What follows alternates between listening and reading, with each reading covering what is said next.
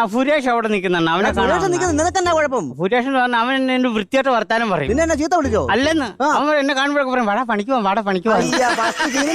നിനക്കെന്താ പണി അറിയാനായിട്ട്? അണ്ണാ എനിക്കാണെങ്കിൽ ടാപ്പിംഗ് അറിയാം, വെൽഡിങ് അറിയാം, പെയിന്റിങ് അറിയാം. പിന്നെ ടാപ്പിങ്ങിന് പോകും. വെളുപ്പിന് എഴുന്നേക്കണം, തണുക്കും. എന്നാ പിന്നെ പെയിന്റിങ്ങിന് പോകും. വെളി കയറുമ്പോ തല ഇറങ്ങും. എന്നാ പിന്നെ താഴെ നടി താഴെ ഉറക്കം വരും. എന്നാ പിന്നെ വെൽഡിങ്ങിന് പോടാ. അണ്ണാ വെൽഡിങ് എന്ന് പറഞ്ഞാൽ പുക അടിക്കുമ്പോ ശ്വാസകോശത്തിന്റെ പുറ വിട്ട് എനിക്ക് സംഭവം മനസ്സിലായി. ഇവിടെ ആരെങ്കിലും അധ്വാനിക്കുന്ന പൈസയും കൊണ്ട് ഓസിന് പുട്ടടിച്ച് ജീവിക്കണം. അണ്ണാ അങ്ങനത്തെ പണി വല്ലതും ഉണ്ടോ? ആരെങ്കിലും അധ്വാനിച്ചിട്ട് നമുക്ക് പൈസ കിട്ടുന്ന പണി? അങ്ങനെ ലോകത്തൊരൊറ്റ പണിയേ ഉള്ളൂ.